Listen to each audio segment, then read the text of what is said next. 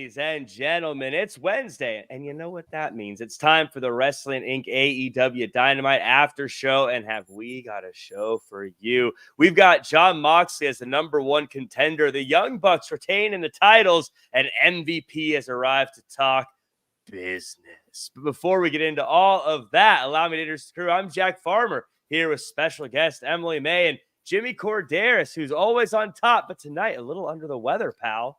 Just a little, no, just a little bit under the weather, little hoarse, so I'm saying my Little Pony, I guess. I don't know. But hey, the fever's gone down, 98.9. So we're getting there.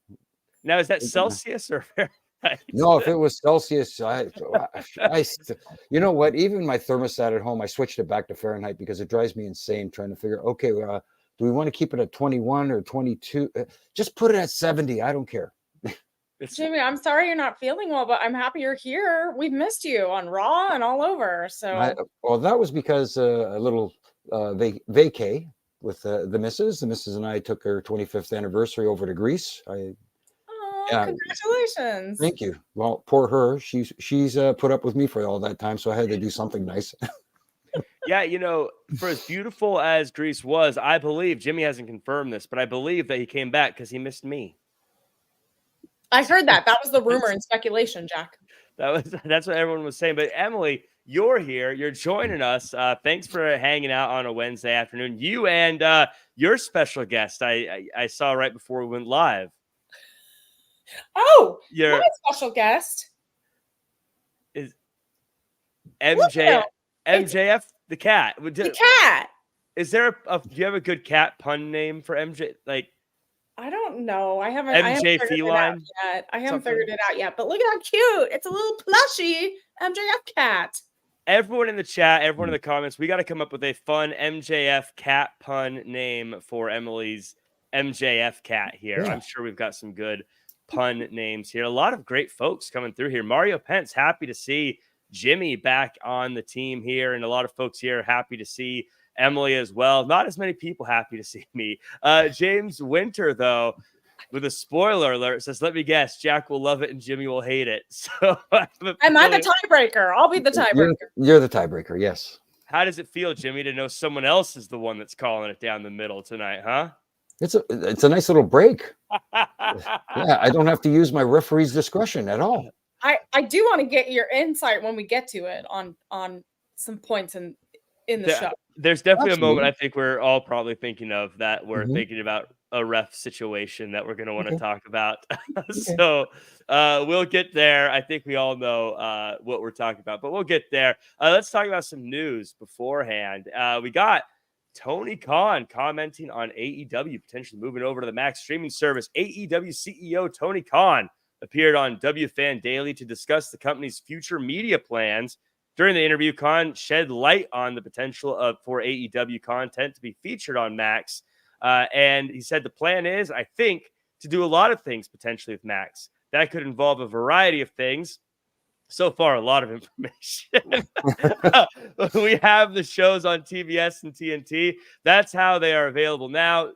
Dynamite, Collision, Rampage, pay-per-views. Everything is on the table. I'm really excited to have TBS and TNT as a partner for all the great things we do. Later went on to say, for pay-per-views, for sure, we've had great conversations about streaming. We've been doing it on Bleacher Report. They're sunsetting Bleacher Report. We're going to be doing our pay-per-views on other apps. You can get the pay-per-views on other places for now. We're working on some exciting announcements about where to get those and what's to come with Max. I've said it before. I'll say it again. I can promise you I'm 100% confident that we're going to have AEW on TBS and TNT for a long time. So kind of just repeating the same talking points, Emily. You're in the media. You're asking questions a lot. So you'll probably appreciate this. A part of me is like, we know. But, of course, I feel bad. Tony keeps getting asked the questions. But at the same time, if you're the news outlet, you got to ask the question. It's kind of this vicious cycle at this point of repeating the same info. I feel like we've been like hitting the nail like just continuously with poor Tony Khan saying, hey, like, let us know what. And if anyone knows, when you're trying to like negotiate a deal of any kind in any type of business, you can't necessarily, like, when you're in negotiations or about to sign, you can't Or even when you sign, sometimes you can't come out yet. There's a whole PR strategy behind it when you want to make your announcement, who's going to make the announcement, all of that. So from like a kind of behind the scenes perspective, it bothers me when it's like, all right, just look, let's take a breather. Let's let it come out when it comes out, and yeah, leave them alone for a minute.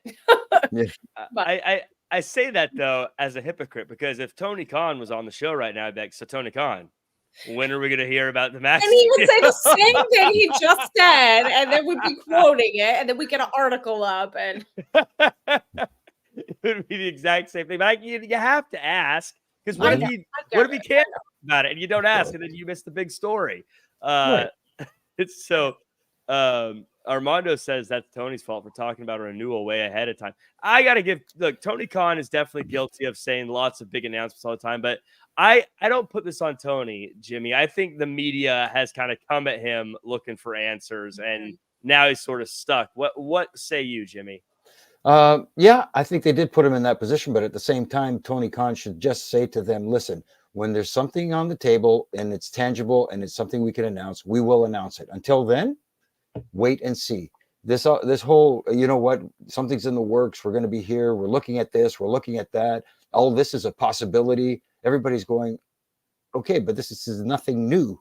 This is what we've heard since day one, that a deal is in the works. So why don't you just tell everybody, relax, take a step back, and we will announce it when the time is right. As far as this Max deal, that's the one that's got me, like you said, you guys are media more than I am, but at the same time, if the pay-per-views do move to Max, that interests me in a way that Max is a streaming service that is not just AEW, right? It's all kinds of programming, similar to like the Netflix deal that WWE has.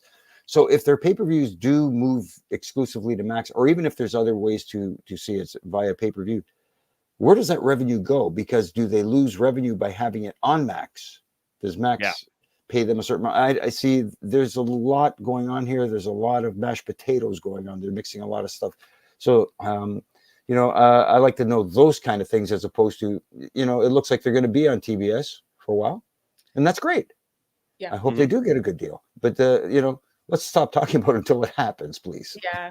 I mean, the one thing that does spark my interest, Jimmy, with the HBO Max thing is HBO is known for very, Netflix is too, very intense programming. HBO is like, is now Max, right? Is adult programming, a lot of it, right? So it's going to be over the top, like some of the most like gritty, like gritty, controversial shows are on that streaming service. So is there going to be some crossover stuff? Is there, like, my thought is like, how much opportunities will there be for AEW talent to have that crossover potentially, if they're having their pay-per-views on that program or that service. So that's just like slightly in the back of my head.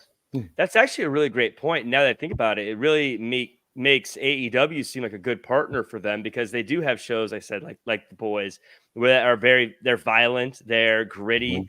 That's kind of what AEW is. It's violent, it's bloody. I think an episode of AEW Dynamite would go perfect right before watching an episode of The Boys, if you've ever seen The Boys.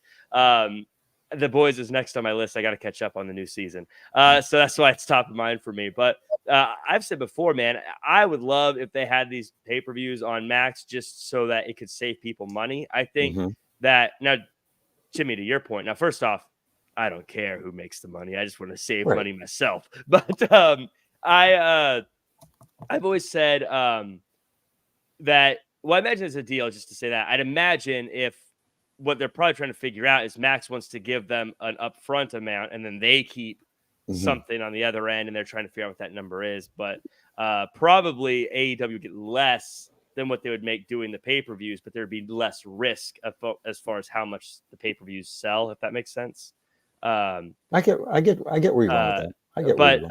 But as a fan, I think it'd be so good for them if they made these pay-per-views more accessible. I've said before, I think one of the sneaky things that's hurting ratings and hurting ticket buys is that the biggest shows are the ones that price people out. And it's like, I'm not going to follow my football team all year and then not watch the playoffs.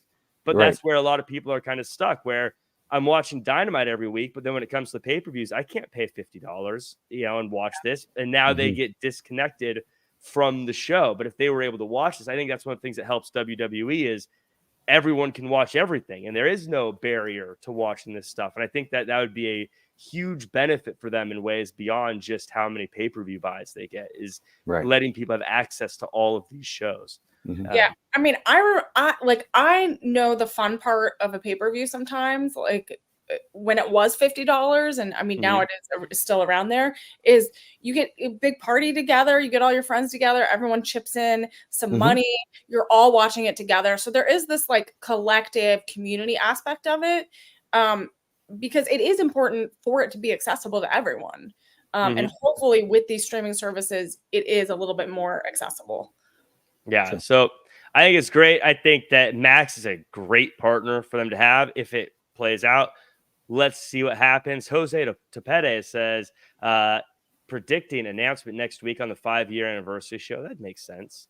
And stalking you with a dog emoji. But something that is still up in the air as well is old Daniel Garcia. According to Dave Meltzer on Wrestling Observer Radio, Garcia's recent TV absence is due to an increasing chance that he might be bound for WWE, saying, I don't think they want him on TV until he makes the commitment.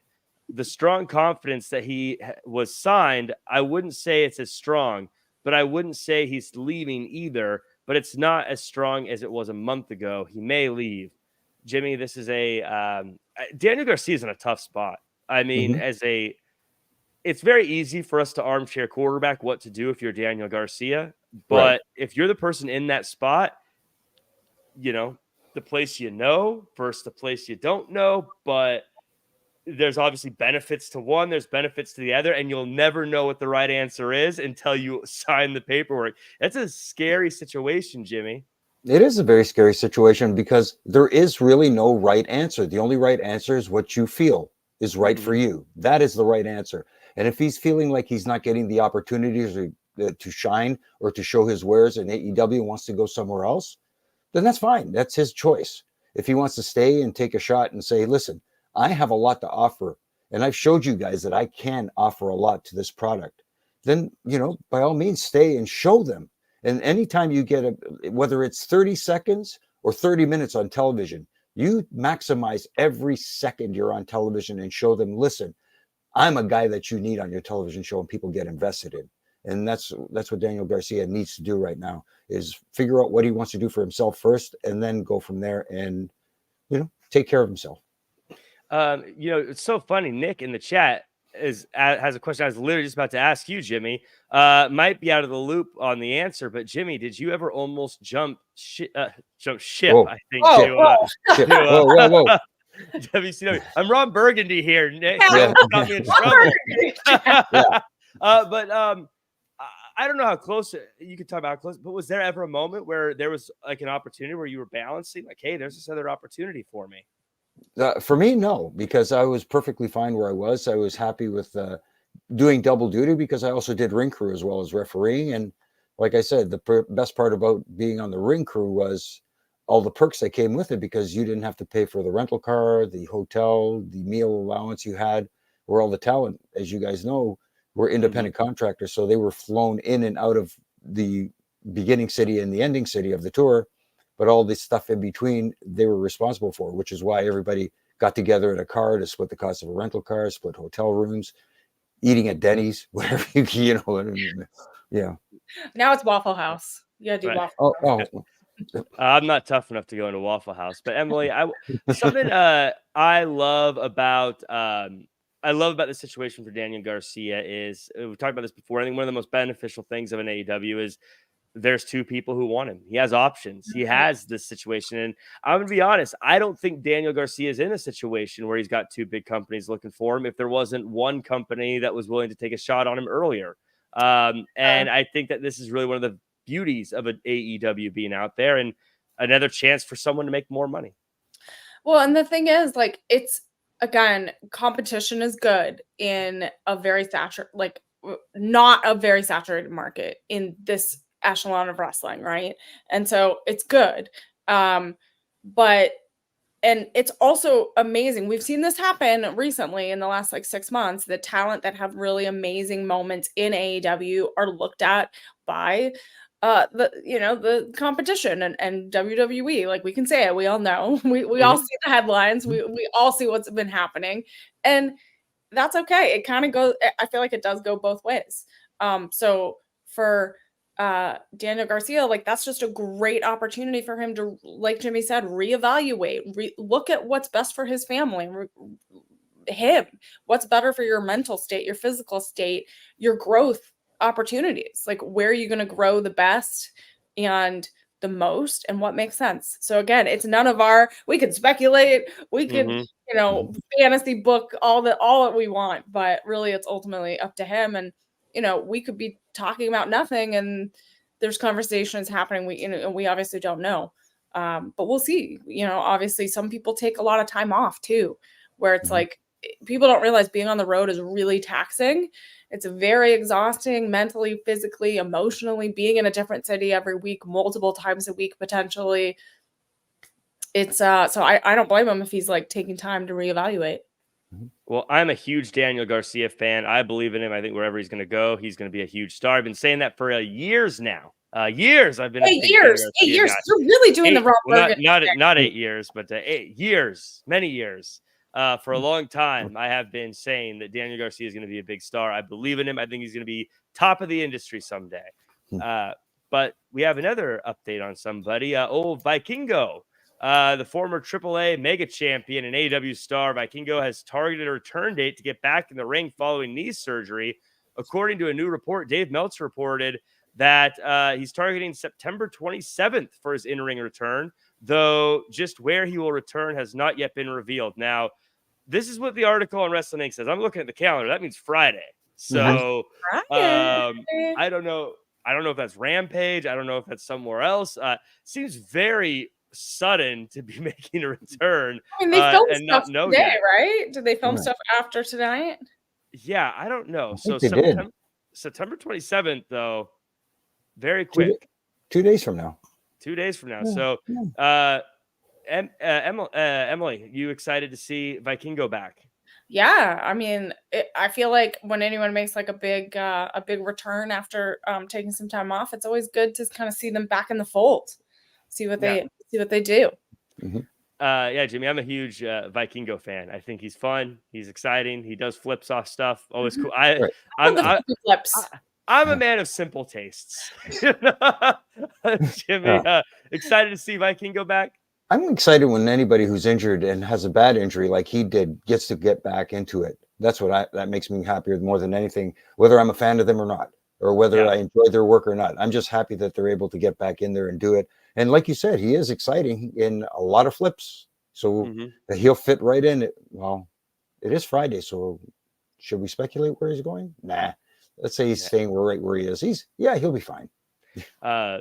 Adonde says, LOA, Jack doesn't dislike anyone. There are people I don't dislike. Like, as Jack Farmer, I hate ranchers. That's an inside joke. Not really inside, just a deep cut. It goes back to way back. It goes back to NXT when Fallon Henley was a rancher. Oh my goodness. You're like, that is a deep cut. I said there's a long history between farmers and ranchers. We can't stand each other. It's the battle of the rancher. We got apparently the Outrunners are signed to AEW agreements. Fightful Select confirmed this, that they signed with the company, even though they never got their are all elite graphic. AEW's been very happy with them since they showed up, and apparently they're top 10 merchandise seller. Emily, the Outrunners, crazy they're top 10 merchandise sellers when they're never on Dynamite. I mean, they're on Collision and everything up, but clearly Dynamite's the flagship. This is a team, like, why? Let's get them on Dynamite. Yeah, seriously, like, get them on Dynamite, get those merchandise sales even higher. That's really cool. I think that shows that sometimes you have those make the most of the TV time you have. Like, that's so important. And that proves it if you're in the top 10 of merchandise sales. Yeah. These guys, by the way, I gotta say, as Troy J says, ranchers are the worst. Danny Cochran, Jack hates ranch salad dressing. Listen, this is Jimmy, this is where it started. Years ago, farmers had created this very delicious candy. We called it Happy Farmers, and it was going to be the biggest candy in the world. But then ranchers stole it, and before we could release it, Jolly Ranchers hit the market, and Happy Farmers never made it big in the candy world. Now, Jolly Ranchers are the talk of the town. So you mean they're like Pop-Tarts? Did you ever have Jolly Rancher? Oh, Jolly Rancher? No. Anyways, that was a bad Seinfeld reference, but anyway. I love Seinfeld. Have you seen the Outrunners, Jimmy? They seem like they're right up your alley. They're very 80s based, and I love their bits on social media where they were like, they've kicked out of the Undertaker's tombstone back in '83. Yeah, all this stuff. What are your thoughts on the Outrunners? They're fun. That's what the whole thing is. They're fun. I mean, you can be serious, and yes, you can have your classic wrestling matches, catch can, and all these different hard, strong style Japanese stuff. But you got to have a variety, and you have to have stuff that is fun and entertaining too. So the Outrunners are exactly that, fun and entertaining. So I know people pigeonhole me as the guy who likes he's just the old school wrestling guy. No, I like a variety of wrestling. I just like it to make sense. And sometimes what the Outrunners do doesn't make sense, but that's the beauty of it. That's what's so fun about it. Yeah, they're so ridiculous, and it's just what I always say. What I always like in wrestlers, one of the things I always look for is, for many of them, is like I call it the Royal Rumble test. Even though this is AEW, it still counts for the Royal Rumble test. If you're watching a bunch of people coming out every 30 seconds, music hits, they walk out. Does the person who doesn't watch a lot of wrestling go, I know who that person is, and I know how I feel about that person? And that's exactly the Outrunners. Like, if you've never watched wrestling before, their music hits, they walk out, you know exactly what they're about, and you know whether or not you like them. And that's what I love about those guys. So let's get them on Dynamite. I've heard Tony Khan watches this show. So Tony, put Outrunners on Dynamite. I think they would be dynamite, to keep using the word. And they should eat Jolly Ranchers. And they Right. Oh my goodness. Dipped in ranch dressing. No Jolly Ranchers. No Thousand Island. Thank you very much. Thousand Island. Oh, That was the only one. That was the only one I could think of off the top of my head. Gross. That's like the second worst one. What's the what's another South? Like Dijon mustard dressing. I hate. oh my goodness. It's like that, and then Come on, I don't eat salads. I don't know what other dressing goes on there. obviously That's very important stuff. this is this is the salad dressing podcast, and we'll be right back. But let's get into the show. Let's talk about AEW Dynamite. But as always, thank you everyone who's watching and listening. Like, comment, share, subscribe, 5-star reviews. If you're one of what I call you the co-hosts in the chat, we got I Am Air, Ethan Cruz, Laura Rock, Daniel Barry, Mario Pence. We got Jose Adonde, Joe C, Terry Allen Jr. with a super chat talking about how Terry watches the pay-per-view. Says YouTube is simple for me watching AEW pay-per-views. I've heard YouTube is like sneakily one of the best ways to watch TV and pay-per-views and stuff like that. So I got to try that out, Terry. We got Danny and Ted and a bunch of other folks here. So many people. There used to be a time, Jimmy, and you probably remember, I used to be able to just shout out everybody. But now the chat has grown, and it would take me too long. I feel terrible. I can't say everybody anymore. But let's talk about this show. Okay. Let's get to it, Jack. I got a feeling it's going to be a spicy episode. This is going to be a good one. Jack Burgundy. So, you got to be careful what you put in the chat. There was a time when people would change their usernames, Emily, to names that were inappropriate, but they would separate it like first and last names, and I walked right into them every time. It was like inappropriate version of like Seymour Butts. It was just like I felt like Mo the bartender getting a phone call from Bart Simpson. Speaking of deep cuts. Oh my goodness. Let's talk about this first match. Nigel McGuinness versus Bryan Danielson. Danielson doesn't come out immediately, so Nigel calls for a 10 count.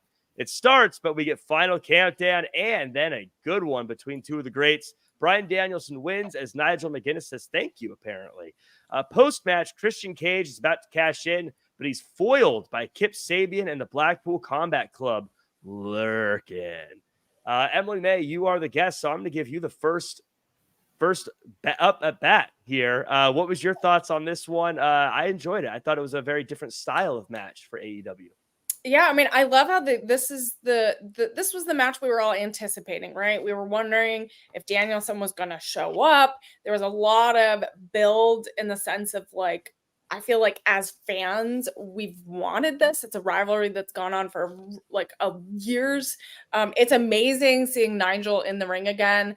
I was there when he came out and he was the surprise at All Out, and it was literally chills the whole stadium. And so to see him get this match that I know both of them have wanted was just really kind of emotional. And I think that thank you, Jack, was kind of Nigel giving nod to Danielson of like, thanks, man. Like, this is what I wanted, even though it was a tough, tough competition. I think it's something that they both wanted. And so we could see that emotion. And I feel like that's why you kick off a show like this with a match like that.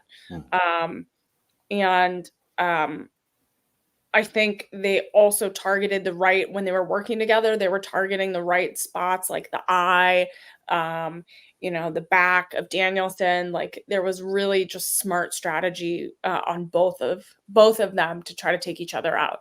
So I think it was just such a just executed moment for both of them. Yeah, this was, like I said, very European style feeling. And I agree with the thank you, I think was very cool. And Jimmy, I know you have your thoughts, and obviously I want you to get to all those, but it's something that I think over the few years, we kind of take for granted in some ways, at least maybe it feels that way, that people do get second shots in wrestling again. Because it wasn't that long ago that, you'd get an injury or something and they're gone and there's no hope that they could come back at all. And you're sorry, but we've had so many of these where people get a second chance. I can only imagine someone like Nigel McGuinness, who from an interview I saw, sounds like it was for financial reasons. He had to step away from wrestling and to sort of lose this part of the dream, but to finally get to go out in a way, or at least have that opportunity to go out or have a match that feels like you get to really tie up that loose end, has got to just be an incredible moment for him. It's got to be, because how long has it been since he's been in the ring? What is it? 14, 12 years? Something like that. Yeah. It's hard. We've seen guys like Edge come back when we thought, the career was done, especially with neck injuries and stuff like that. But like you said, with Nigel McGuinness, it was a different story for him. It wasn't an injury that kept him out. So that was the interesting part of it. As far as the match goes, I enjoyed the match. I thought the match was well executed. I thought the psychology, it's Bryan Danielson. Any match that Bryan Danielson's in is going to have good psychology and good storytelling, and targeting a body part, whatever the body part might be, whether it's the wrist, the back, like Emily said, or something like that. But my only issue was the beginning of the match. If they're going to do that, where they're going to tease Bryan Danielson be here for this match, don't do it at the beginning. Tease it at the beginning. Don't have the match. Maybe have Nigel McGuinness says the match is scheduled for later. Will he be here or will he not? Leave the audience with that anticipation. Is it going to happen? We don't know if it's going to happen. I get it. You want to kick off the show with a good match, which they did. At the same time, the story going into it, I think it would have been more, people would have been, is he or is he not? Yeah. And I get what you're saying. You could have like Nigel McGuinness walking around backstage being like, is he here yet? Is he here yet? And building that anticipation. We all knew he was going to be there, but like, I don't know that. I get what you're saying though. Like, you want to kind of build that moment and have him getting frustrated. Like, I knew he was a chicken or whatever Nigel says, and really work it up. And even if it's not the last match, because they obviously have the way they ended the show, like maybe the start of the second hour or something like that would be a cool way to do it. Even JR said he checked catering a couple of times during the day and didn't see him. Well, you're not going to find Bryan Danielson in catering. Not in that catering, no. But yeah, I really love this one. And just like I said, a very European style of matchup, as opposed to where AEW tends to have more lucha style in the sense that they're jumping around a bit more, and at least that's what I see, or Japanese style a lot, and so that's at least what I seem to see. Not to be a wrestling nerd about it, but this is something. So I was at a show last night. I did commentary, I did ring announcing, and I rang the bell. Ding ding ding. And so this stuck out to me, and this is such a stupid thing. It didn't really bother me, but just because it was the top of mind, it bothered me that the ref started counting to 10, but the bell wasn't rang to signal the start of the match. So why are you counting to 10? You got to ring the bell, then you count to 10. I get why they did it. It didn't really bother me, but it was just one of those things because it was very top of mind. You know, I was like, yeah, hey, you're supposed to ring the bell before the match. I felt very Jimmy Korderas. Oh. I'm sorry. I was like, Jimmy's like, really? Technically, that's not the rules. No, it's not. The bell's supposed to ring. There's supposed to be 2 participants before you can start a count. But anyway, I digress. And I was about to say too. Listen, just because the music hit doesn't mean the count stops. If you start the count continues. Just because the music's playing, you got to keep counting. Brian Danielson, you got to get in that ring, pal. You're too nitpicky, Jack. Come on. Oh my gosh. Sometimes you just have to be in the moment, Jack. I'll be in tell the you. moment and just let it happen. We were waiting. We wanted to hear the final countdown. We wanted that moment. Just let it ride. I'll tell you, I give Jimmy a hard time, but that nitpick hill, you start rolling down that thing fast once you. Did I just accuse Jack of being nitpicky with the referees? My goodness, what's going on here? I know if he's nitpicky, oh my god. Adonde says, agree with Jimmy 100%. I think about this match going on later in the night. And then Sonny saying lots of good things out. Nigel here in the chat. But yeah, lots of good stuff there. Emily, what are your thoughts on Blackpool Combat Club? Now, without talking about what happened at the end of the show, I thought it was weird. They're still like protecting Bryan Danielson or lurking around there. Do you think something's going on there, or was that just a, I don't know, thing that was there? I don't know. I'm curious to see like what, because they obviously have had their big moment. They don't want really anything to do with him except to try to take him down, right? I don't know. We kind of see what happened later in the night, and so maybe that's kind of retribution a little bit, but I haven't figured out that puzzle yet, Jack.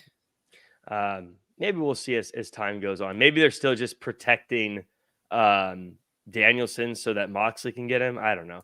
But this is an interesting question. Sunny Sitar in the chat asks, where did the rules of pro wrestling come from, Jimmy? I know a lot of people are going to say from the WWE, but I'm sure you'll say that they are from long before WWE. Much long before WWE. There were rules implemented in the years way back, even in the carnival days, in the carny days. And that's what they just evolved over the years when, like, you go back to the time of Bill Watts, where the tag matches had the 2 save rule. You were allowed 2 saves in a tag match. If you made a third one, your team was disqualified. And stuff like that. Obviously, that's been thrown out the window long ago. And, you know, the over-the-top rope, throwing someone over the top rope was an automatic disqualification at the time, stuff like that. So they have laxed the rules so that talent could do a lot more and not have to always have to ring the bell when something like that happens. Fascinating thing I heard, and maybe you'll know this, maybe you can clarify this, or if this is just someone talking, Jimmy, but a fascinating little thing I heard is the reason why it's called a lumberjack match is because back in the day, lumberjacks, they'd have arguments, and you can't be working in a dangerous environment like lumberjacks. If there's a disagreement, so they'd have the guys fight, and the lumberjacks would surround them to make sure one of them didn't run away, and they hashed out their differences. And I love that. That's a very cool piece of trivia. That's why it's called a lumberjack match, and that's why they're called lumberjacks. Exactly. That's exactly where that originated. They used to form a big circle with the 2 guys that had the issue. They'd go at it toe to toe, and guess what? You either go down and stay down, or you don't try to escape, because the lumberjacks will throw you back in. There was no getting out of there. Right. So that's why, Jimmy, I love that we talked about that. One of the reasons I want to bring it up is sometimes I think when people, and I'm not accusing Sonny of this, I think sometimes people just imply that, oh, well, Vince McMahon made all this up and everyone's trying to live and die by what that is. But there's way more to these rules than one person or even one company, as big as that company may be. Well, even little things like in New Japan, where there's a 10 count when there are tags, right, and 20 count outside the ring. Little variations there. Depends on the company. Droy J says Mount Olympus set the rules down. So I thought it was Yoda. Yeah, but he had all the rules mixed up. It was very difficult to read. Oh, okay. But we have Mike. I see what you're doing here. Ask, is there an official pro wrestling handbook rule book? Jimmy, I know you have one probably right next to you. No, it's not right next to me. It's in my desk over here on the other side, but there is one actually. I know a WWE one.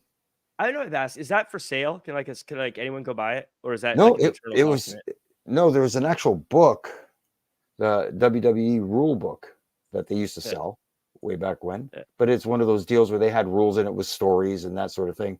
But the draft that we had that was given to us, I want to say mid 2000s. That was a draft just for us. Yeah. That'd be kind of cool to take a look at. Speaking of rules and how they don't apply, Roderick Strong versus Hook for the FTW Championship. They really don't apply in this match. I'm not making a joke. Nope. There was no rules. No rules. Yeah. Jimmy's drinking. It's ginger ale. It's ginger ale for my throat. I don't know. It looks a little whiskey-esque. Yeah. This is a unsanctioned championship, so there are no rules. That is the way it is set. So it's the FTW Championship. After some chairs get involved, Hook retains. Surprisingly, Roderick Strong gives Hook a respectful handshake. Then, 3 miles from where it was born, Hook retires the FTW Championship and hands it off to Taz.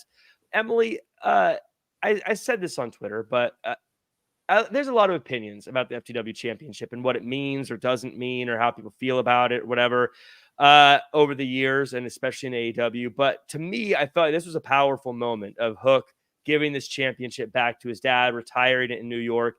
And I always say pro wrestling is about moments. And if this gave us a powerful moment, then I feel like this is a cool moment.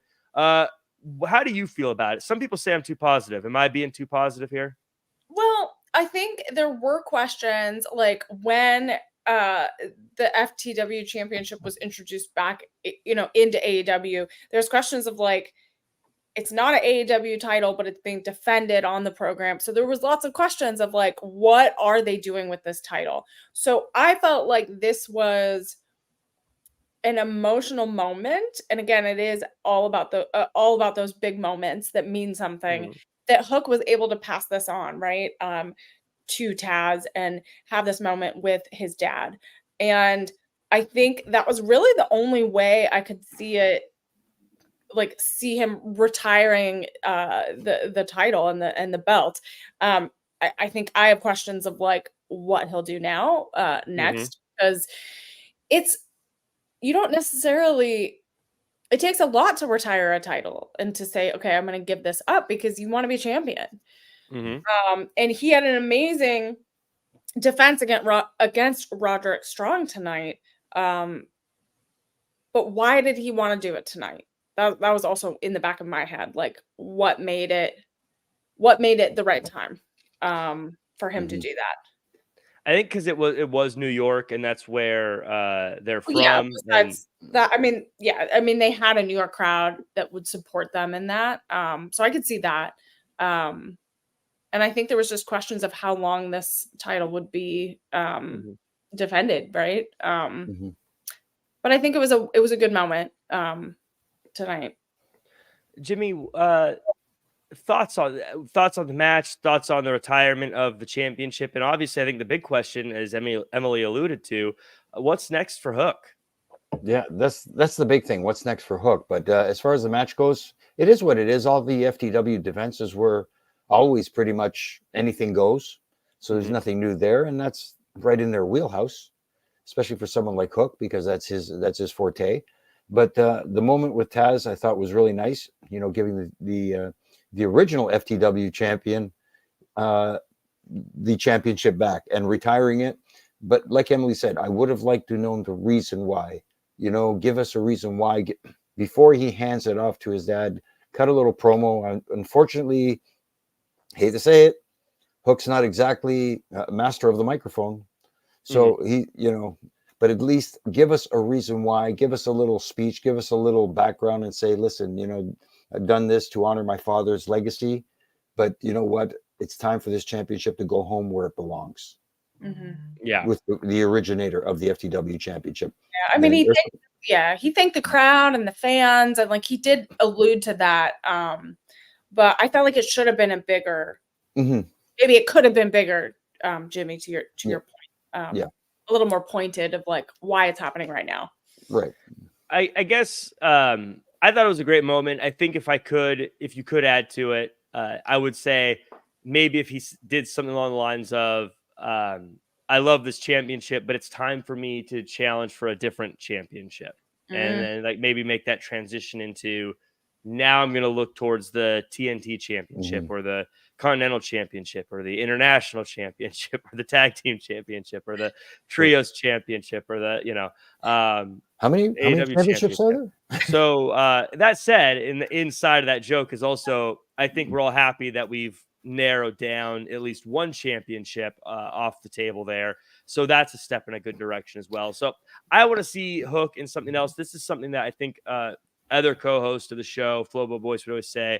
The FTW championship is always like a show within a show where it doesn't feel like it's it's like it's its own thing. And I can't wait for Hook to leave that show within a show and then start having issues with, I always say, I want to see him have a match with Kyle Fletcher. I want to see him have rivalries with Will Ospreay and all the big names and start mixing up instead of just being within this little FTW bubble that he's kind of been in.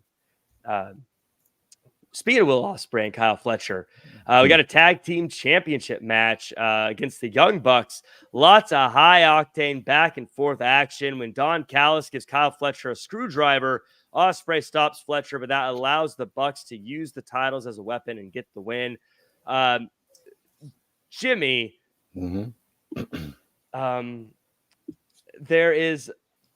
want to start, I got a lot of questions for you. I'm going to go to Emily first because I have a lot of questions for you. Okay. So I don't want to talk about this for a long time and then not give Emily a chance. Emily, what were your thoughts of this one? Me as a fan, this is my wheelhouse. People jumping around, flying all over the place, kicking out of everything left, right, and center. Young Bucks retain. Did you like it? Well, I did enjoy it, but was this like an officially a tornado tag match? We'll talk about it. I know you're going to bring that up, but I have questions about that. So we'll talk about it. We'll leave that for Jimmy because Jimmy, he's going to have a lot to say about that. I love Ospreay and Fletcher together. What I really enjoyed about this match is both teams. There wasn't really offense of just like the one opponent. It really felt like both teams were working together as a tag team, which was really nice to see because sometimes you just see like one person from a team in it for themselves, right? But I feel like they really were able to think and work together in a really, really, really good way. And I'm a huge fan of Ospreay and Fletcher, so I always enjoy seeing them together. And I really like this pairing. I think this is going to be really good if they continue to do what they're doing. And we could talk about the Young Bucks, but we all have opinions. Yeah. But yeah, so I want to get to Jimmy. Jimmy, I see him smirking, so I feel like Jimmy's gonna. Jack, you're the. So Jimmy, you're the moderator. But I don't know. I don't know if I want to say just go for it, Jimmy, or if I want to cue you up with something. I'm just saying. No, cue me up. Cue me up. Go for it. I have questions too, so I'll let you go. So there are multiple questions, and I'm trying to figure out the best way to get to this. I'm just going to start with the biggest thing. I think the biggest thing that a lot of people saw. I'm talking about Rick Knox, and I don't nitpick the refs much, but there's a lot of there's a lot of people in the ring in this one, a lot. But the most egregious thing that stood out to me was when Will Ospreay went for the pin, and it felt like even Rick Knox did not know who the legal person was. For a moment there, and he didn't count the pin right away. I always feel like if the action continues and I don't notice that something's wrong, then it's fine by me. That's just my opinion of it. But when I see that Rick Knox, there's a pin going and he's looking around like, wait, what am I supposed to do? To me, that was very much a like, oh, that's pretty rough. And Jimmy, if you're in that, have you ever been in a situation where you legitimately didn't know who the legal person was? It has happened. Thankfully not on television, but it has happened where you're not exactly sure what's going on because there's so much gaga going on in the ring and everybody's in there for so long, and all of a sudden the wrong guy covers the wrong person, and you're like, but wait a minute, was that the legal guy? Was it not a legal guy? And you're thinking, and it was worse when you did it with somebody like Eddie. If Eddie and Chavo were in the ring, because Eddie would scream at you, he's legal. He's legal. Go ahead and count. Oh yeah, okay. I'm going to go count. But tonight it just looked like, for me, when in a situation like that, if the situation was where he's questioning himself and trying to figure out, is that the legal man pinning the other legal man that's supposed to be in the ring? Don't make it look like the Odd Couple where you're sitting around going, right, like turning your head, like obviously it looked too cartoonish that way. You can do a subtle look like, okay, hold on a sec, give me a second here. Yes, he's the legal, and use motion so that the fans know that you're okay. Yes, he's the legal man. Now dive in and count. Yeah, if that was indeed this communication tonight, like yes, between kind of everyone in the ring. And I don't know if that was how they were trying to play it off to like cause more chaos and kind of like uneasiness, but I don't think it came off the way that it was intended or not intended. I don't know. I don't know, Jack. Yeah, I feel like in that tag situation, in the pin situation, I feel like, and Jimmy, maybe I'm absolutely wrong here, but I feel like if I was Rick Knox, I would just make a decision and go with it and be like, look, if I'm wrong, like go for the pin. If I'm wrong, but at least it doesn't look wrong, for anyone who's watching, as opposed to making it clear that he clearly had lost sight of what was happening. At one point, it almost looked like to me, at one point at that pin attempt, like he was waiting to see if the other Buck was ready to make the save or not. He wasn't sure if he was going to get in there in time. Right. Well, yeah, but with the Buck, he was in the ring with them, like he was right there. Right. But it's something it just didn't look right. Something looked off. And it's not, and this is where, because I'll push back if I feel like you're nitpicking. I definitely don't feel like this is nitpicking because the whole crowd noticed. The crowd responded negatively. Like everyone felt that moment, and we all make mistakes. I don't want to like nitpick the poor guy, but at the same time, it's like this was clearly like the match was definitely getting a little out of hand, and that was one of those points where like I like him fun. I'm loose. I don't ever keep track of who's legal personally, to be honest. In fact, that's a question for the chat. Do you guys, and in the comments, do you at home keep track of who is legal, or do you use context clues? I kind of just use context clues. Like, okay, this seems like the person who's legal. And again, if something like this doesn't happen, where clearly the whole thing fell apart, I usually don't care too much. But in this time, I was like, yeah, this was not good. But in that case, Jimmy, if it was you, so you would kind of, I guess you would motion like you were doing something instead of just the standing there. Yeah, try to look like you're doing your job, even though you're not. You're trying to look like you're busy. Look busy is the big thing. And even if it was simple, like somebody's down and you're checking on them, and you kind of turn your head and go, "Oh, somebody's covered. Let me go over there." And whatever the case may be, every situation is different. It's like you said. You talk about Monday morning quarterbacking. It's easy for me to see it afterwards and go, "This is what I would have done." It's easy for me to say that. When you're caught in that situation, you have to make a split-second decision. It's a little bit different. But that one just looked I don't know. It was discombobulated. What I wonder what it was. And I'm just totally speculating here. But to tell a little bit of a story, I was doing commentary for a match. It was a triple threat. And it was early in the match. Someone did a very basic move to another person. They went for the pin. Clearly, it was going to be a kick out. And the third person waited in the corner until the kick out happens, then they attack him. And I was like, you have to act like every pin attempt could end it. You can't wait for the kick out. You got to act like this could be the end of the match, even if we as wrestling fans and who know the wrestling world know that this isn't the end of the match. I wonder if Rick Knox knew that, I think it was Matt Jackson was standing there, Right. I wonder if he's like, oh well, he's gonna break it up, so I'm not gonna get down and go for the count. You know what I mean? Like when he should be like, no, I got to get down and act like this could be the end of the match. Does that make sense? What I'm saying?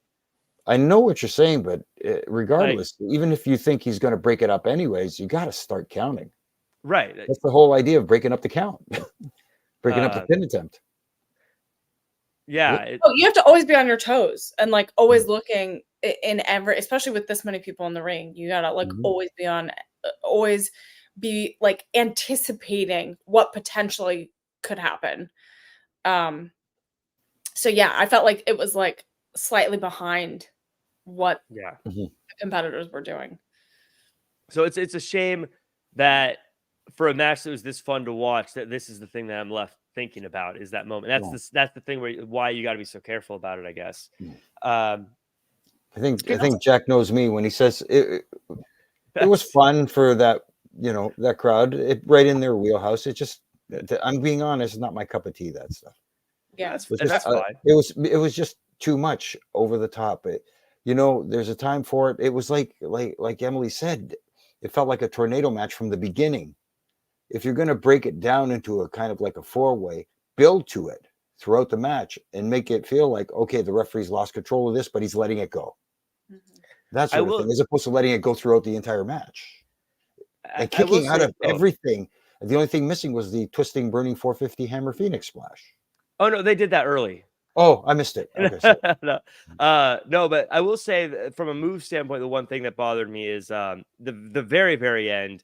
They did the title shot to Fletcher. He kicked out of that. Then they did one more move, and that got the win. And I thought, why not just use the title shot? That's enough. I don't get that. They try to cram in too much stuff. They don't need it. It's a weapon. It's a belt. That should be enough for the win. Just adding. It's like when you got a nice ice cream cone and you got it sprinkled with whatever you like on it, like chocolate chips or little nuts or whatever. But then you have to throw a big glob of whipped cream on it just because it's there. You don't need the whipped cream. No. I'll take the whipped cream. No, it drips down the side of it. It's a cone. I think we all have different ways of making sundaes. Man. So to like wrap this conversation up about the ref, this is something I've tweeted like so many times, a million times. And when I look at shows and I have been booking shows or working on shows, like referees are storytellers in their own way and their own right. And you need good referees to be a part of that story because they're just as integral to what happens in the ring. So I respect referees when they do a good job. And then when something like this happens, I feel really bad because it's not necessarily their fault. It could just be the circumstances. You have an off night. But referees are so important to wrestling. So that's 100%. We had the conglomeration have a quick promo backstage.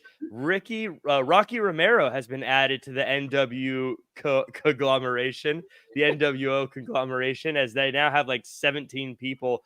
I love all the people in this group, Emily. I still don't really understand what it's supposed to be. They're apparently fighting the learning tree next. Yeah, I mean, they called them out, the learning tree. So I love how the play on words in this segment, and yeah, I'm intrigued to see what Rocky brings to the group. Yeah, so it seems like they're gonna have like a little party.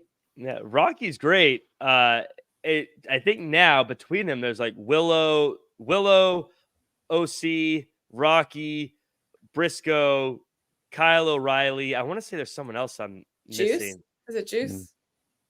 No, Orange Cassidy. Is that who you're talking about? Not Juice. He's in Bang Bang Gang. Sorry. Orange Cassidy, yeah. I feel like there's someone else I'm missing, but yeah, Jimmy, I love the people that are in here. I love Mark Briscoe. We were talking about before we went on air.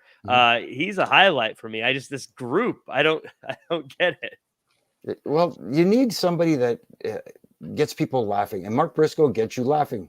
Yeah. The comedy is a part of wrestling. And I never saw this before in Mark Briscoe, and now seeing it for this last little while in AEW, I'm interested. He almost reminds me of their version of R-Truth. Yeah. If that makes any kind of sense. And you need someone like that in your lineup. So why, he doesn't wrestle every week. He comes in, he cuts that little, I guess you want to call it a promo. Is that what it is that he does? I don't know. It fires me up, whatever it is, man. It's fun. That's what it's supposed to be. This is all supposed to be fun.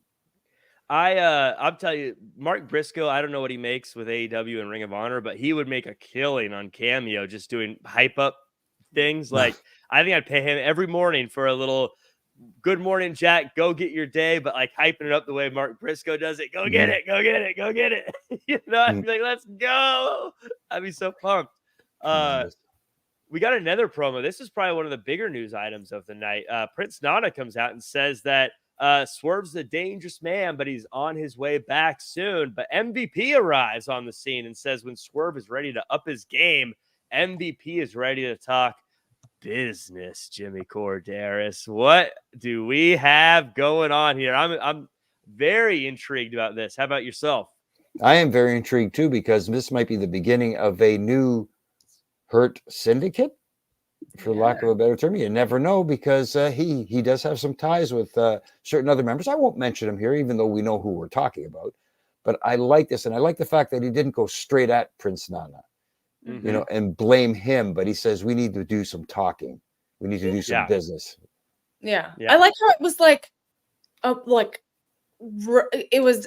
I loved it. Again, great promo. But it was like, you're not doing a bad, like slightly bad management, but it wasn't completely like making Nana feel like he like failed, right? It was like, well, let's work together. Let's work something out. So it was like, I'll give you a deal. It will all work out. And then again, hinted at business. I think we all know potentially what is going to happen. But I'm excited. This got me all like riled up. Yeah, Goodfella says, I like the MVP spot. Would have liked more than a tease for such a big show. No, it was fine. No, I think it was the right amount of time. It like he hit all his points. Yeah, and the one thing about MVP is you talk about good talkers over the, you could mention a whole bunch of names. MVP is underrated or underappreciated as one of the better talkers on the microphone. He can really, really hold his own with anybody. He's not only good, but he keeps his character as well as being this the business guy that still fits who he was as MVP, about money, about deals and things like that. And so he doesn't only just speak well, but he keeps in line with what his character would say and do, which is a big deal. Emily, hot question for you. If you were Swerve and you got to re-sign your management, do you stay with Nana or do you go with MVP? Oh my goodness. I would keep both. You got to pick one. No. Yep. Honestly. And by the way, the one you don't pick is thrown out like Jazzy Jeff from Fresh Prince of Bel-Air. Oh, no. Thrown out of the door. Yeah. No, that's not fair. That's what happened. That stipulation. Yeah, that's what happens to the one you don't pick, by the way. I don't know. I don't know. So Nana or MVP? Got to be one of those two. Nana, I would be. So I'm very loyal, right? So I'm gonna pick Nana, but I have a feeling MVP will create a new faction that is gonna take out Swerve. You heard it here first, folks. Emily May wants MVP thrown out. No, no, I think he's gonna have backup. I think we won't be able to throw him out. I think he's gonna have backup, and he'll be the biggest manager at AEW. I'm saying it. Jimmy, I as a fan want Swerve to stick with Nana, but now I feel like, man, if Swerve turned his back on Nana, he would become so hated. That's so powerful, but not cool. Exactly. That's the whole point. Because Swerve is very likable. Yeah. Especially with the AEW fans, they love him so much. But if he were to side with somebody who's considered an outsider, I think there's a lot of potential there, especially with someone like Hangman. His rivalry with Hangman really hasn't concluded, has it? It has still, right? I mean, what else? You think so? I don't know what the next deal is, but I don't know. I like the idea of MVP. eventually taking out Nana. I hate that because I like his coffee, but Yeah. I know, but his heat. Though on the other side, I mean, you have Swerve stay with Nana, and then this is assuming and speculating, but then you get an angry MVP saying, "Fine, I'm going to bring in a few fellas to rough you up for turning me down," and then you got Swerve versus somebody who could become. And why are you taking my ideas, Jack? That's what I just said. No, that's my idea. No, I said MVP is going to get it. Oh, I'm sorry, Emily. Did something happen? I had such a great idea just now. What the heck happened? Wait, we're all That's so rude, Jack. Oh my goodness, I can't believe he did that. I'm going to send you a box of Jolly Ranchers. That is rude. I literally just said MVP get his people together and take out Swerve. Roll the tape. That was the best. Emily with the best response in the world. She's going to send you a box of Jolly Ranchers. I love it. I love it. Ugh, sticky Jolly Ranchers. I have words I can't say right now.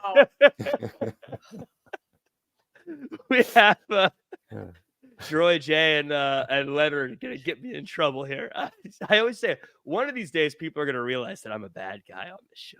I'm not the bad guy. Mariah May and Yuka Sakazaki have a championship match. This one had kind of built up on Collision. Mariah May gets another championship win. She looks to attack Yuka after the match, but Willow Nightingale comes in to stop the attack. That's when Mina Shirakawa shows up and inadvertently distracts Nightingale, allowing Mariah to attack Willow. Emily, saw that you had the first one on this one since I was a jerk last time. A big win for Mariah May, and and now it looks like we've got another mix-up of people who could be in the contendership for that title. Yeah, no, this is really exciting. I mean, everyone wants more Mina, so I am all for it. I feel like she has to kind of make a decision whether she's, happy with the direction that Mariah May is going. And if, obviously they have a history together, so they got to work on their relationship a little bit, figure out what Mina wants to do. Obviously, I think Mina wants to make a statement in AEW, but does she do it with Mariah May or someone else? So I guess time will tell. And poor Willow, she's trying to get that title shot, and it's not working out for her yet. I think that Willow Nightingale is an absolute superstar. I think she is someone who, I cannot get enough of Willow Nightingale. I love the idea of her being finally in the women's championship situation. Mm-hmm. Jimmy, I think what I'm loving about this, and this is me again speculating here, but Mariah May can't lose that title yet. She just got it. She's got to have a run for a little bit. But if we set this up right, we could have Willow have some rivalries first with like Mina Shirakawa because of what just happened here. Do some things for a little bit while Mariah May continues being the champion for a while. And then they can have that match down the road. And when Willow wins it, it doesn't feel like Mariah May was just a placeholder. I'm loving this situation. What about you? I think that's a great way to go. The only problem is a lot of times we see, unfortunately, again, this is going to be people saying, oh, there goes Jimmy picking on AEW again. They tend to go through rivalries too quickly and give us that match too fast. I don't want them to do that in this situation. Like the way you laid it out right now would be a good way to go to prolong this. It doesn't need to happen next week or in 2 weeks. It can happen.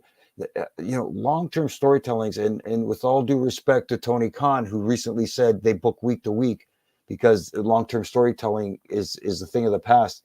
Long-term storytelling still sells tickets right now. It is what moves the needle. So I think he was just being defensive. I don't know if that was, his response was just being a little defensive to a question he was asked or whatever. But the way you laid it out, Jack, I think would be a good way to go. Take their time with it because Willow has this just this natural likability, this natural charisma where everybody likes her. She can cuss you out and you still be You know what? That was cool. I just got cussed out by Willow. You know what I mean? Yeah.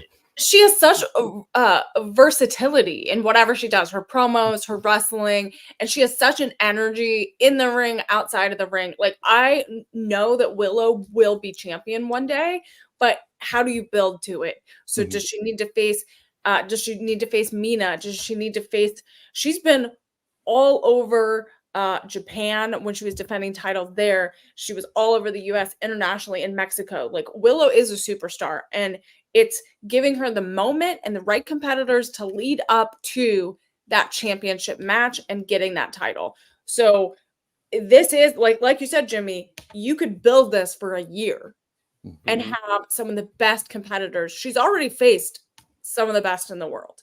So how do you build it even more? Does she get some help from people? Things like that. And I want to see it. And because Willow should be on TV every single week. They got a deep women's roster. It's very, very doable. The thing about Willow too is, I always say she's someone that, like, when she comes out, there's that part of you that we do this where we break it down all the time and you start to analytically think about what they're doing. But just as a fan, you can just like feel that feeling in your chest. Where like, I want this person to win. I'm so excited for this person. But also, I mean, could you see her with the championship going on like talk shows in the morning and talking about being the champion and doing media and press? Like, people would love her. Like, she would be someone everyone wants to get behind. Like, she is absolutely who you want representing your company, not just for the women's division, but representing your company, you know, in general. That's why, like, it was so powerful to, like, the people were so behind Swerve, and like that helped get him the momentum he needed. And we've seen it in other organizations as well. Like, we just saw it with you know, Jey Uso this week, that like the crowd's behind him and like built to this championship match and a win. So overall, like, taking that time to build those moments is what makes things pay off in the end, and then the fans stick with you. Absolutely. And something that's not going to pay off is Darby Allin's championship opportunity. Is that called a segue? I guess so. It's a pretty rough segue, but so it's a gnarly fight between Darby Allin and Jon Moxley. They tear the entire ringside area apart. Jon Moxley gets the win. He will challenge Bryan Danielson for the title at Wrestle Dream. After the match, Bryan Danielson chokes Mox out with a necktie. Shout out to Justin Roberts. Before the Combat Club comes out to stop him, only for Private Party and the gang to even the odds. And Bryan Danielson says he is declaring war. Jimmy, so let's get this out of the way. It feels like they had a plan with Darby Allin and they said, never mind, let's change this. I don't know why. It's weird how they got here. However, I do believe when you look at the history of Jon Moxley, Bryan Danielson, their rivalry before the Blackpool Combat Club, now the Blackpool Combat Club, it does feel like Mox Danielson is the right match, in my opinion. The weirdness of how we got here aside, what are your thoughts on this? Well, I will agree with that. I will agree that I think this is the right matchup, but it's a little too convoluted a little bit. You know, with Christian Cage coming out with that with the contract earlier in the night and that sort of stuff. He's already got so many challengers in the waiting in the wings. It almost feels like there's too many of them. You should have one rivalry at a time and build on that and concentrate on that. Yes, this almost feels like a Money in the Bank thing with Christian Cage, but at the same time, it's almost like he's an afterthought now. And Moxley, you know, see, I just lost my train of thought because of you know, with all this going on, so much going on. But it is the right choice. I think only two guys in the ring, Jimmy. You got to get the other guys to the outside. Exactly. Someone was distracting me over here. What the hell? Get down. He's high on cold medicine or something. Yeah, get down. Get down. You're high on the quill. No, what is it? Cipacol or something like that for the sore throat? Anyway. He's like saying things. He's like, "What's happening?" You're not seeing him? Don't mix the day quill and the night quill, Jimmy. Yeah. I think he took a double shot. Wait, I got my lozenges here. I got my Tylenol. Hopefully you can rest soon. No, we're gonna keep this show going for a long time, Yeah, Emily. do it. Do it. But yeah, Emily, this one, I feel like Mox and Danielson is the story here. But to Jimmy's point about Christian Cage, I almost feel like it'd be better off if they took him off TV and like made us kind of forget that he's out there. So when his music hit, it was oh, that's right, Christian Cage.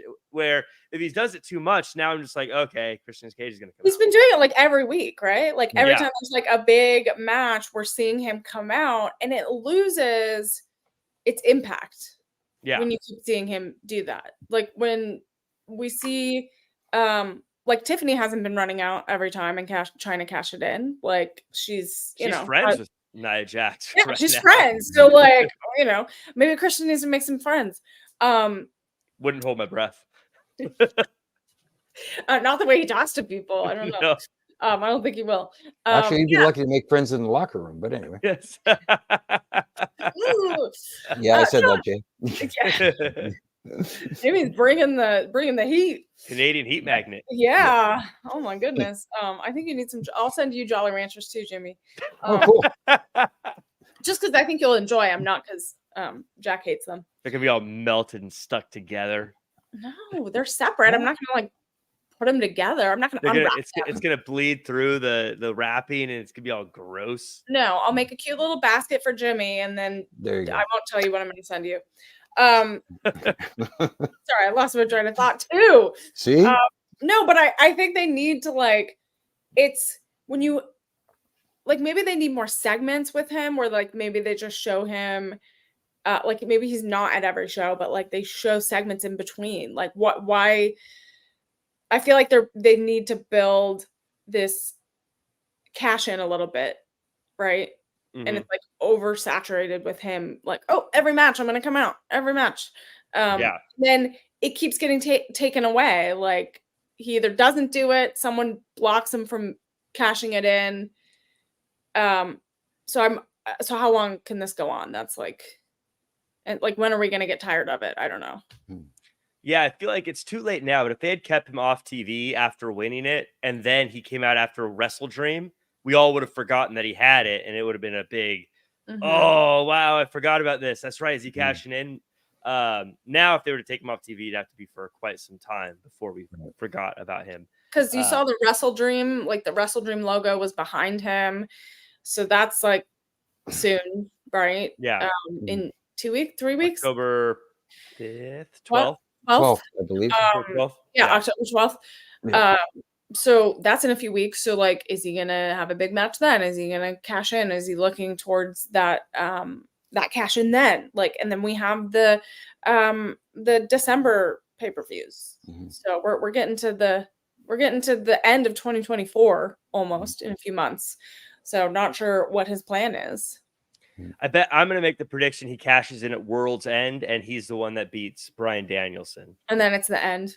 And it's and because of the big play on World's End and Bryan Danielson's end. I can already hear Excalibur making the connection.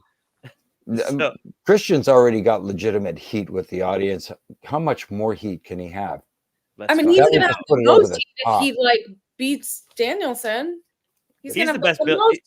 He's the best villain in wrestling right now, I think. I don't think there's anyone as a villain, as a character villain, is better than him right now. Because I think even the guys, like some people would say Drew McIntyre, I think Drew McIntyre has too many fans. I think there's too many people who are team Drew McIntyre in that, where I think everyone is. I mean, we appreciate how good of a bad guy Christian is, but I think we're all like, Christian Cage is a jerk. Oh, right. I mean, he scares me. If he is ever at the post press conferences, I'm terrified. I'm not asking him a question. Oh no, I'm avoiding that like the plague. I'm like, nope. Anyone else lean into that? Anyone else, you're more than welcome to. Just don't tell him you know me. That's all. Yeah. That was the show. It was a fun one. It was fun chatting with you two. Everyone in the chat, let us know your final thoughts on this week's episode of Dynamite. The Grand Slam edition next week is the 5-year anniversary. Patrick, by the way, says Gunther, Dom, and Liv. Gunther, a lot of people love Gunther. I don't know. He's not the best bad guy, I don't think. Dom and Liv do have some. They're pretty good. But the thing is, Christian is a real threat, where those two are kind of goofballs. So that's the difference there, I think. So, Emily, you go first. Final thoughts on the show, and where can we find you online?